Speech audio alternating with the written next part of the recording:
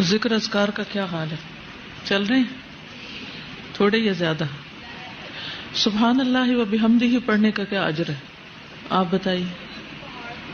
سونے کا پہاڑ خرچ کرنے سے بھی زیادہ بڑا اجر ہے اس شخص کے لیے جو سبحان اللہ و بحمدہ پڑھے. خاص طور پر کب زیادہ پڑھنا؟ جب انسان خوف کھائے. کس چیز سے؟ رات کے اندھیرے سے اور دشمن سے مال خرچ کرنے سے. پڑھیے کم از کم 3 دفعہ سبحان اللہ و بحمدہ سبحان اللہ و بحمدہ. اللہم انی اسألک علما نافعا بھی پڑھیے 3 دفعہ پڑھیے. سبحان اللہ والحمد للہ ولا الہ الا اللہ واللہ اکبر بھی 3 دفعہ پڑھیے. دروشی پڑھیے کیونکہ جمعے کا دن دروشی پڑھنے کا دن ہے. کل ہم نے استغفار کے بارے میں پڑھا تھا کہ یہ مہینہ گناہوں کی بخشش کا مہینہ ہے اور اس میں ہمیں پوری کوشش کرنی ہے کہ ہم اللہ سبحانہ وتعالیٰ سے اس مہینے کی بات پوری طرح بخشش حاصل کر چکے ہوں. نبی صلی اللہ علیہ وسلم روایت کرتے ہیں اللہ سبحانہ وتعالیٰ سے، حدیث قدسی ہے، اللہ تعالیٰ فرماتے ہیں یا عبادی انکم تخطئون باللیل والنہار وانا اغفر الذنوب جمیعا فاستغفرونی اغفر لکم. اے میرے بندو تم دن رات خطائیں کرتے رہتے ہو اور میں تمام گناہ بخش دیتا ہوں، لہٰذا تم مجھ سے بخشش طلب کرو میں تمہیں بخش دوں گا. بخشش کے لیے سب سے اہم چیز کیا ہے کہ انسان اپنی ندامت کا اظہار کرے، اپنے گناہ پر شرمندگی. تو اس کے لیے آپ کو کرنا یہ ہے کہ اکیلے میں آج بیٹھ کر، صرف آج ہی نہیں پورا مہینہ اگر یہ عمل کرے تو بہت ہی مفید ہوگا. اکیلے میں بیٹھ کر اپنے کسی ایسے گناہ کا ذکر کریں اللہ تعالیٰ کے سامنے جو صرف آپ کو پتا ہے. اللہ نے دنیا میں وہ آپ کا گناہ چھپایا ہوا ہے، اور اللہ سبحانہ تعالیٰ سے اپنی کمزوری کا اعتراف کریں، شرمندگی اور ندامت کا اظہار کریں، اور پھر رو کر اللہ تعالیٰ سے معافی مانگیں، کیونکہ فَإِنَّهُ لَا يَغْفِرُ الذُّنُوبَ إِلَّا أَنْتَ. اللہ کے سوا کوئی بھی ایسا نہیں جو گناہوں کو معاف کر سکے. تو اس لیے بہت ضروری ہے کہ ہم ندامت اختیار کریں، شرمندہ ہوں، اپنی غلطیوں کو مانیں. اور جب ایک انسان غلطی مان لیتا ہے تو پھر التائب من الذنب کمن لا ذنب لہ، انسان اتنا صاف ہو جاتا ہے گویا اس نے کوئی گناہ کیا ہی نہیں. کمن لا ذنب لہ. اسی طرح توبہ کے لیے اگر کوئی کبیرہ گناہ سرزد ہو چکا ہے زندگی میں، پاسٹ میں، جو آپ کو ہانٹ کرتا رہتا ہے، بار بار آپ کو پریشانی ہوتی ہے، تو اس کے بارے میں کیا کرنا چاہیے؟ رسول اللہ صلی اللہ علیہ وسلم نے فرمایا جب کسی بندے سے کوئی گناہ سرزد ہو جائے پھر وہ اچھی طرح وضو کرے، پھر کھڑا ہو اور 2 رکعت نماز ادا کرے، پھر اللہ تعالیٰ سے بخشش مانگے تو اللہ تعالیٰ اسے ضرور معاف کر دیتے ہیں.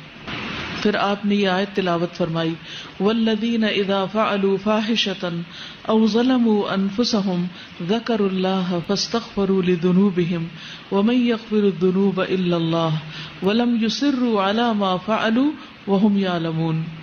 اور پرہیزگار وہ لوگ ہیں کہ جب ان سے کوئی بے حیائی کا کام ہو جائے، انسان ہے نا، غلطیاں ہو جاتی ہیں اور بعض اوقات تو ہم ریئلائز بھی نہیں کرتے کوئی غلطی ہو چکی ہے، یا وہ اپنی جانوں پر ظلم کر بیٹھے تو وہ فوراً اللہ کو یاد کرتے ہیں، دیر نہیں لگاتے اور اپنے گناہوں کی معافی مانگتے ہیں. اور اللہ کے سوا اور کون ہے جو گناہ معاف کر سکتا ہو؟ اور کون ہے؟ کوئی بھی تو نہیں. ساری دنیا بھی اگر ہمیں پاک باز پاک دامن قرار دے دے اور یہ کہے کہ آپ تو بہت ہی نیک لوگ ہیں، اور سرٹیفکیٹ جاری کر دے اور ایوارڈ اس پر دے دے ہمیں کہ ہم نیک ہیں، لیکن ہم نیک نہیں ہو سکتے جب تک کہ ہمیں اللہ سبحانہ تعالیٰ کی طرف سے نجات کا پروانہ نہ مل جائے. تو اس لیے بہت ضروری ہے کہ ہم خاص طور پر اللہ سبحانہ تعالیٰ کی طرف رجوع کریں، اور نماز جو کہ برائیوں کو مٹا دیتی ہے تو توبہ کے نوافل کا اہتمام کریں. یعنی جب بھی دل میں پریشانی آئے کسی گناہ کی تو اس کے علاج کے لیے نفل پڑھیں، اور پھر وہ دانستہ اپنے کیے پر اصرار نہیں کرتے، یعنی جو غلطی ان کی سے ہو گئی اسے بار بار دہراتے نہیں. اس استغفار کا فائدہ کیا ہوگا؟ انسان اللہ کے عذاب سے محفوظ رہے گا.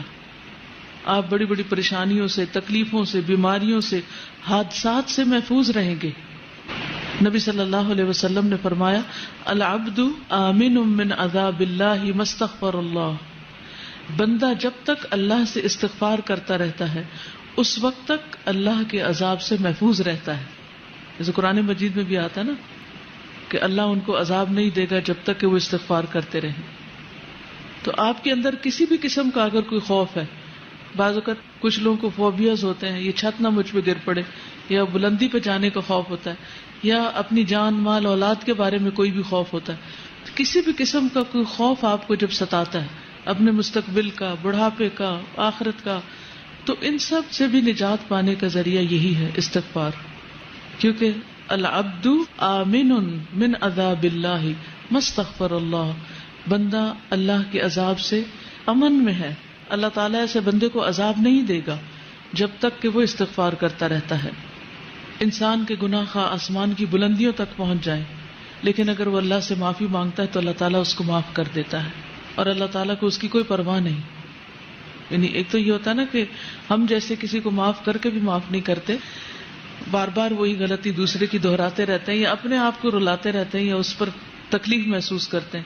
لیکن اللہ سبحانہ وتعالیٰ اتنی وسعت والا ہے، علم والا ہے، حلم والا ہے کہ اس کو کسی بھی ایسی چیز کی کوئی پرواہ نہیں کہ وہ کس کا کتنا بڑا قصور معاف کر دے. اس کے خزانوں میں کوئی کمی نہیں آتی، اس کے لیے کچھ مشکل نہیں، نہ اس کے اندر بخل ہے اور نہ کسی قسم کا کوئی حسد ہے. وہ خوشی سے معاف کرتا ہے، بس شرط یہ ہے کہ ہم معافی مانگنے والے ہوں. اور ہر انسان خطا کار ہے، اور بہترین خطا کار وہ ہیں جو بہترین اور بہت زیادہ توبہ کرنے والے ہیں، التوابون ہیں. اور پھر یہ بھی خوشخبری ہے کہ آپ کے گناہ نیکیوں میں بدل جائیں گے. یعنی جو غلطیاں، کوتاہیاں، کمیاں ہو گئی وہ الٹا نیکی میں بدل جائیں گی. اور خصوصاً جب انسان استغفار کرتا ہے اور جیسے کوئی نیا مسلمان ہوتا ہے. اسی طرح اپنی بک آف ڈیڈ کے بارے میں کبھی کبھی ہمیں ضرور فکر لگتی ہے کہ پتہ نہیں اس میں کیا لکھا ہوا کس درجے کا سامنے آئے گا، اور اسے دیکھ کر ہماری کیفیت کیا ہوگی، ہمیں اتنی شرمندگی ہوگی، ہم اسے فیس کر سکیں گے یا نہیں. تو جو شخص چاہتا ہے کہ اپنا صحیفہ دیکھ کر خوش ہو جائے، اسے چاہیے کہ استغفار کی کثرت کر دے، کیونکہ اس میں سے وہ سارے انوانٹیڈ چیزیں رب ہو جائیں گی، اریز ہو جائیں گی، صاف ہو جائیں گی. جیسے بچے کام کرتے ہیں نا، ہوم ورک کرتے ہیں اور بڑے کانشیسلی کرتے ہیں، پھر اگر کوئی ایکسٹرا ڈاٹ بھی لگ جائے تو فوراً ربڑ لے کے اس کو مٹانے لگتے ہیں، یا وائٹنر لے کے اس کو، کہ یہ نظر نہ آئے. تو اسی طرح ہم بھی ہر روز اپنا ہوم ورک کر رہے ہیں آخرت کے لیے، اور کچھ نہ کچھ دھبا اس میں لگا ہی بیٹھتے ہیں، نہ چاہتے ہوئے بھی کہیں نہ کہیں کچھ ہو جاتا ہے. تو اس کے لیے بہترین طریقہ کیا ہے کہ ہم ساتھ ہی استغفار کا وائٹنر پھیر دیں، اور اتنا خوبصورت رجسٹر ہو کہ دیکھ کے دل خوش ہو جائے. جیسے ایک ٹیچر بچے کا کام دیکھ کر خوش ہو جاتی ہے نا کہ ایکسیلنٹ، بہت ہی بہترین ہے. تو اللہ سبحانہ وتعالی ہمارا عمل دیکھیں اور خود ہم اس کو دیکھیں تو ہم خوش ہو جائیں. آپ صلی اللہ علیہ وسلم نے اس شخص کو خوشخبری بھی دی ہے، طوبی لمن وجد فی صحیفته استغفارا کثیرا. اور اس کے لیے ہمیں کرنا کیا چاہیے؟ اپنی زبان میں بھی استغفر اللہ کہیں، اللہ سے معافی مانگے، اور مختلف جو استغفار کی دعائیں ہیں ان کو پڑھیں. انشاءاللہ ایک نیا کارڈ بھی بن رہا ہے جس میں سارے استغفار قرآن مجید سے اور مسنون جتنی بھی دعائیں استغفار کی ان سب کو جمع کریں، تاکہ کوئی کسر نہ چھوڑیں اللہ سبحانہ وتعالیٰ سے معافی مانگنے کی ہر طریقے سے. کیونکہ بعض اوقات ہوتا ہے نا، ایک انداز میں بات کرنا اللہ تعالیٰ کو پسند آتا ہے، اور بعض اوقات ایک اور انداز میں زیادہ افیکٹو ہوتا ہے. تو ہمیں نہیں پتا کہ کون سا طریقہ اللہ کو زیادہ پیارا ہو، تو ہم سارے طریقے اختیار کر لیتے ہیں تاکہ اللہ تعالیٰ ہمیں معاف فرما دے.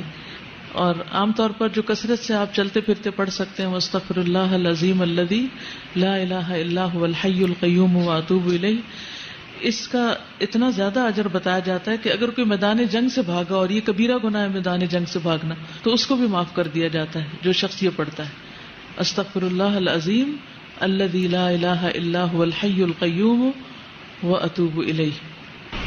پھر اسی طرح یہ ہے کہ انسان کو اس بات کی بھی توقع رکھنی چاہیے کہ میرے اس استغفار سے میرا رب خوش ہو رہا ہے، کیونکہ وہ اونٹنی والی جو حدیث آتی ہے کہ اللہ تعالیٰ اس بندے سے زیادہ خوش ہوتا ہے جس کو صحرا میں کھوئی ہوئی اونٹنی مل جاتی ہے.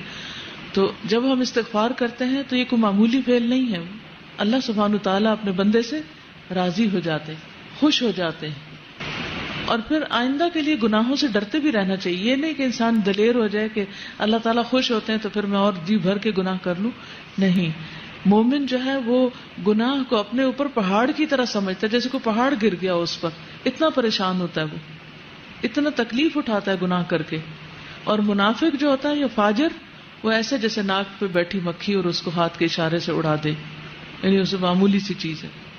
اور پھر صبح شام سید الاستغفار بھی انسان پڑھتا رہے، اور ہر مجلس کے اختتام پر، جیسے ہم حالانکہ ہم قرآن پڑھ رہے ہوتے ہیں لیکن پڑھتے اور پڑھاتے ہوئے ہو سکتا ہے کوئی ایسی بات منہ سے نکل جائے جو اللہ تعالیٰ کو پسند ہے، اور بھول چوک تو لازم ہے، ہو ہی جاتی ہے، نہ کرتے ہوئے بھی ہو جاتی. تو ایسی ساری چیزوں اور کمیوں کوتاہیوں کا جو طریقہ ہے وہ پھر استغفار میں ہی ہے. اور وہ کیا ہے؟ سبحانک اللہم و بحمدک اشہد ان لا الہ الا انت استغفرک و اتوب الیک. اور نبی صلی اللہ